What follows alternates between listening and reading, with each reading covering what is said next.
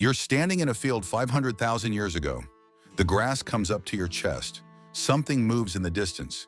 You grip the stone in your hand tighter. But this isn't just any rock. This is weapon number 7, the Acheulean hand axe, and you've spent the last 3 hours making it perfect. See, creating a hand axe wasn't like picking up a rock and calling it a day. Oh no, you needed to find the right type of stone first. Flint was best, but quartzite or basalt would work in a pinch. Then came the fun part. You take a hammer stone, basically a round rock that fit nicely in your palm, and start whacking away at your chosen chunk of stone. But not randomly. Each strike had to be calculated. Hit too hard, the whole thing shatters. Hit too soft, nothing happens except you look like an idiot in front of your tribe. The first few strikes were rough, just knocking off big chunks to get the general shape. But then you'd switch to a softer hammer, maybe a piece of antler or hardwood. This is where the magic happened. Tiny, precise strikes that sent thin flakes of stone flying, each one making the edge sharper. After about 30 to 50 strikes, you'd have something that would make a surgeon jealous. Scientists have tested these edges. They're sharper than surgical scalpels. Not as sharp, sharper. But here's where our ancestors got weird with it.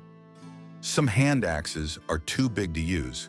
We're talking about stone tools the size of dinner plates. Perfectly symmetrical, absolutely beautiful, and completely impractical. Why make them? Same reason a 16-year-old spends 3 hours on his hair before a date. Showing off.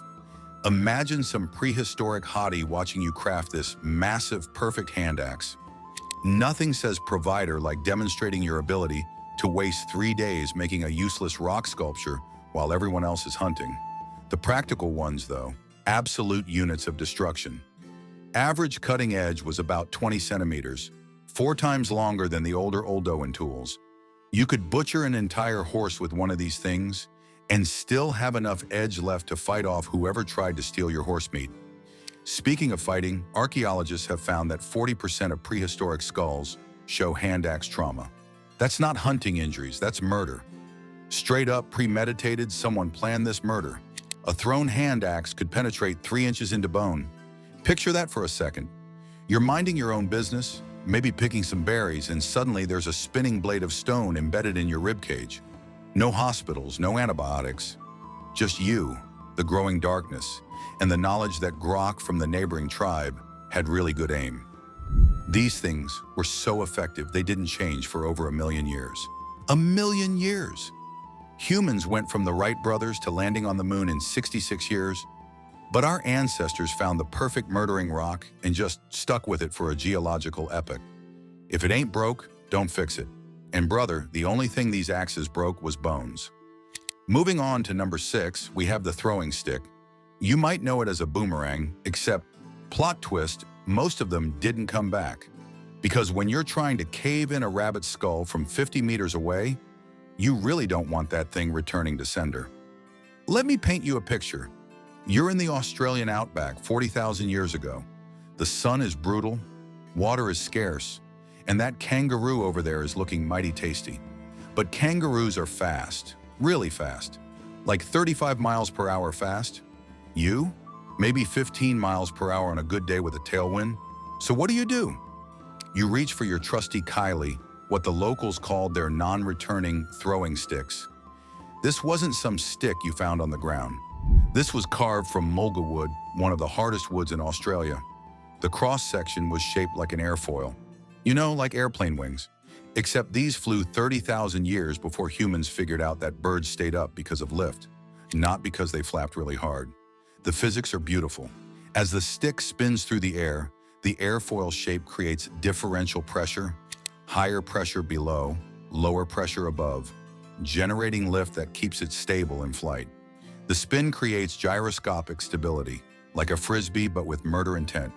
A skilled thrower could nail targets at 80 meters. That's almost a football field away. But here's the insane part. Different cultures all over the world figured this out independently. Ancient Egyptians used them to hunt ducks along the Nile. They'd hide in the reeds, wait for a flock to fly over, and launch a barrage of spinning death sticks into the air. The Greeks had the lagabalon for hunting hares. Native Californians had rabbit sticks. It's like the entire planet collectively decided that throwing regular sticks was amateur hour. Some throwing sticks were specifically designed as skull crushers. The tip would be carved thicker, adding weight to the business end. When it connected with a skull at 60 miles per hour, well, let's just say the results were closed casket material. One Aboriginal design featured a hook on the end, not for hanging it up, for catching behind neck vertebrae and yanking. Prehistoric humans were absolutely savage. The really messed up part, these were often the first weapons kids learned to use. While modern parents worry about their kids playing violent video games, prehistoric parents were out there teaching little Grok Jr. the proper wrist snap technique for maximum cranial damage. Different times, different concerns. The next weapons are going to redefine what you think prehistoric humans were capable of. Number 5 takes us into the water, because apparently dominating the land wasn't enough for our bloodthirsty ancestors. Enter the bone harpoon, proof that humans have been ruining fish's days for at least 90,000 years. You're standing knee-deep in a river in what's now the Democratic Republic of the Congo. The water is murky. You can feel something big moving near your legs. In your hand is a spear, but not just any spear. This one has a detachable head made from the hip bone of an antelope you killed last season. The bone has been carved, polished, and most importantly, barbed. 3 wicked hooks jut backwards from the main point. Making one of these was a labor of love. And by love, I mean love of stabbing things. First, you needed the right bone. Hip bones were popular because they were big and flat. Leg bones worked too if you could split them right. Then came hours of scraping with stone tools, grinding with sand, polishing with leather. The barbs had to be perfect. Too small, and they wouldn't hold. Too big, and they'd break off. The angle had to be just right, about 45 degrees, pointing back toward the shaft. Why barbs? Simple. You ever try to grab a wet, angry 200-pound catfish with your bare hands? Neither have I, because I'm not insane. But our ancestors were, and they figured out that if you could stick a barbed point into said catfish and attach it to a rope, you could play the world's most dangerous game of tug-of-war. Here's how it worked. The harpoon head would detach from the main shaft, but stay connected by a cord made from plant fibers or sinew. The fish bolts, taking the head with it. The barbs ensure it's not coming out without taking half the fish with it. You let it run, tire itself out, then reel it in like the world's angriest fishing rod. Except the fishing rod is you, and if you let go, dinner swims away with your best harpoon head stuck in it. The Katanda harpoons are the oldest we've found, dating back 90,000 years. Think about that timeline. Humans were making specialized fishing equipment 80,000 years before we figured out farming. We prioritized stabbing fish over growing food. That tells you everything you need to know about human priorities. These weapons were so effective, they basically created civilization. Before harpoons, tribes had to follow land animals around. After harpoons, they could park next to a river and have unlimited protein delivered daily. This led to permanent settlements, which led to agriculture, which led to cities, which led to me telling you about prehistoric fish murder on the internet. Circle of life. Number 4, and now we're getting into the real heavy hitters, the Clovis point spear, the weapon that killed Ice Age America. Close your eyes and imagine you're in New Mexico, 13,000 years ago. It's cold. Not modern winter cold, Ice Age cold. The kind of cold where exposed skin freezes in minutes. You're tracking a mammoth, a walking mountain of meat and fur that could feed your entire band for weeks. In your hands is a spear unlike anything the world has seen before. The business end is a Clovis point, and it's about to change history. Making a Clovis point was like prehistoric rocket science. You started with a chunk of high-quality flint or obsidian. Using precise pressure flaking, you'd shape it into a leaf-like form about 4 inches long and 2 inches wide. But here's where Clovis craftsmen went absolutely mental. They'd flip the point over and remove one long flake from the base, creating a channel or flute. Then they'd flip it again and do the same on the other side. This fluting technique is so difficult that modern flint knappers, people who dedicate their lives to recreating stone tools, fail more often than they succeed.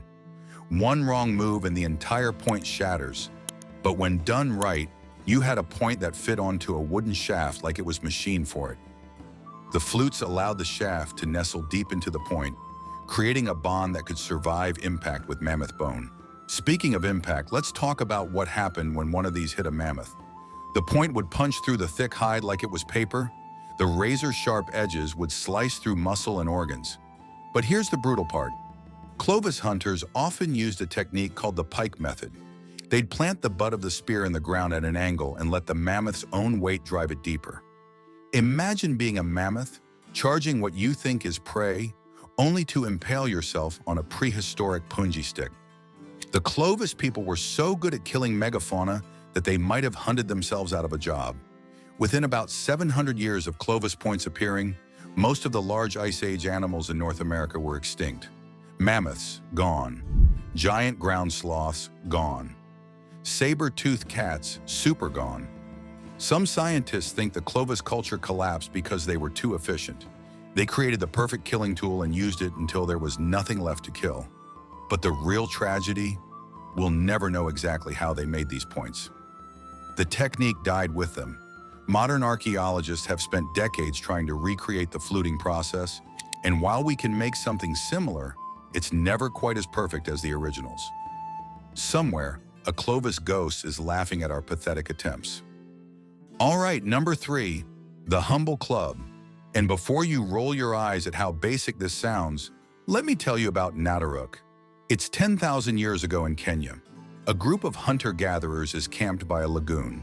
Life is good, fish are plentiful, the weather is warm. Then another group shows up. What happens next is so brutal that when archaeologists uncovered the site in 2012, they had to take breaks from the excavation because it was too disturbing. 27 skeletons. Men, women, children, a pregnant woman with a fetus still in her womb. And the way they died? Clubs. Not quick deaths from spears or arrows. Slow, brutal deaths from repeated blows. Skulls caved in, arms raised in defensive positions, broken. Ribs shattered. One man had both knees broken before his skull was crushed. They wanted him to suffer. The clubs used weren't sophisticated. Some were just heavy branches. Others had stones lashed to the end, creating the first maces. But sophistication doesn't matter when you're swinging for the fences with someone's head as the ball.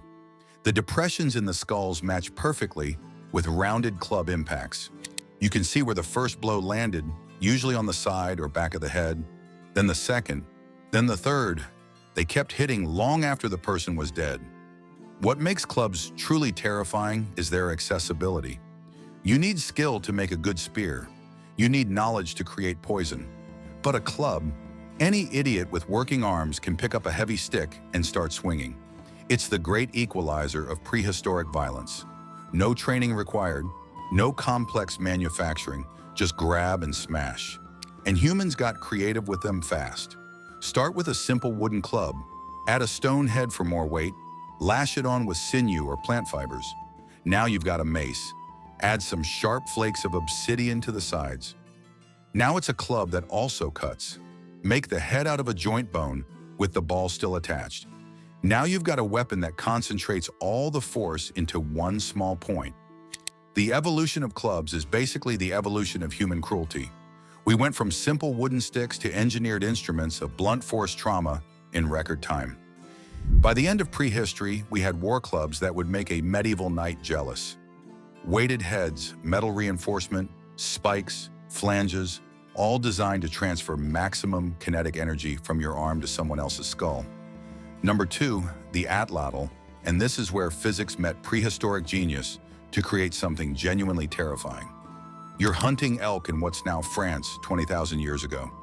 The herd is 100 yards away, well outside normal spear range. Your buddy Grok tries to creep closer and steps on a twig. The herd bolts. In the old days, that would be it. Hunting over. Time to eat roots again. But you're not worried. You reach for your atlatl, and suddenly those elk might as well be standing still. An atlatl looks deceptively simple. It's basically a stick with a hook on the end. But the physics, oh man, the physics. When you throw a spear normally, the force comes from your shoulder, travels down your arm, and transfers to the spear. The atlatl adds an extra lever to this system. It's like adding an extra elbow to your arm. The same motion that would launch a spear at 30 miles per hour now launches it at 67 miles per hour. But prehistoric humans didn't stop there. They noticed the atlatl would flex and vibrate during the throw, which affected accuracy. So what did they do? They invented vibration dampening. They'd attach stone weights called banner stones to the shaft. These weren't decorative. They were precisely balanced to absorb vibrations and smooth out the throw. We didn't rediscover this principle until we started building precision machinery in the Industrial Revolution. The darts used with atlatls were different from regular spears too. Lighter, more flexible, designed to flex during launch and then straighten out in flight. The fletching, yeah, they invented that too, using feathers or fur to create drag at the back for stability. These weren't cavemen. These were aerospace engineers working with Stone Age materials. Here's a fun experiment some archaeologists did. They had Olympic javelin throwers test atlatls. These are people who've dedicated their lives to throwing things far.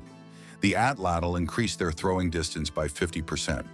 But more importantly, it increased impact force by nearly 200%. A dart that would bounce off thick hide when hand-thrown would punch straight through when launched with an atlatl. The social implications were huge. Before atlatls, hunting was a young man's game. You needed strength, speed, and the ability to get dangerously close to angry animals. After atlatls, Grandpa could out-hunt the strongest warrior. A 12-year-old kid could generate the same killing power as a full-grown adult. It democratized death dealing in a way that changed human society forever. And finally, number one, the Schoeningen spears. The weapon so perfectly engineered, it makes everything else look like amateur hour. Germany, 300,000 years ago. Maybe more. A group of humans is preparing for a hunt. But these aren't the knuckle-dragging cavemen of popular imagination. These are engineers, craftsmen, artists of death. They're making spears. But calling these things spears is like calling a Ferrari a cart with wheels. Each spear started with selecting the perfect tree. Not just any tree. Norway spruce or pine, specifically from slow-growth areas where the wood was dense and strong. They'd harvest these in late fall when the sap was down, making the wood harder. The trees were probably selected years in advance, watched, waited for. This wasn't a spur-of-the-moment decision. This was planned murder of horses, and they were taking it seriously. The crafting process was insane. First, they debarked the wood using stone tools, carefully preserving the surface. Then came the shaping. The spears were carved to be thickest at the front third, placing the center of mass forward for better flight characteristics. This is the same principle used in modern javelins. They figured this out 300,000 years ago. But here's where it gets truly diabolical. They fire-hardened the tips, not just waved them over a flame. They had a process. The tip would be buried in hot ashes, not flames, at just the right temperature. Too hot and the wood burns, too cool and nothing happens. But get it just right and you create a carbonized layer harder than the wood itself. It's essentially turning the tip into a natural composite material. The result was a 6 to 8 foot spear that flew true, hit hard and penetrated deep. But the fire hardening added another element of horror. When these spears punched through hide and muscle, the carbonized tip would create a cauterizing effect.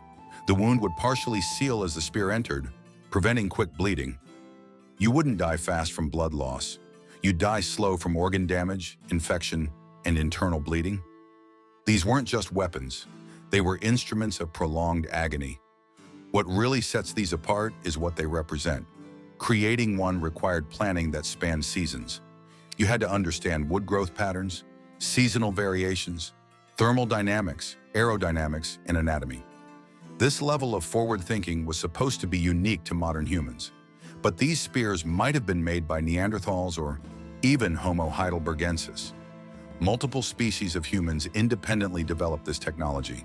The entire human family tree was populated by careful, methodical killers. Recent experiments with replicas are terrifying. These spears can be thrown accurately at distances up to 70 meters. At 20 meters, they'll punch through a horse's ribcage and keep going. The replicas, made by modern humans with modern tools, aren't as good as the originals. Whatever technique they used, it died with them. Somewhere in prehistoric heaven, a Neanderthal is laughing at our pathetic attempts to recreate their masterwork. So there you have it. 7 weapons that prove our ancestors weren't primitive. They were innovative killers who turned murder into an art form. From hand axes to harpoons, from clubs to precision-engineered spears, every advancement was another step in humanity's longest-running arms race. We've been finding new ways to kill each other for 2 million years. Agriculture? 10,000 years. Writing? 5,000 years. But weapons? We've been perfecting those since day one.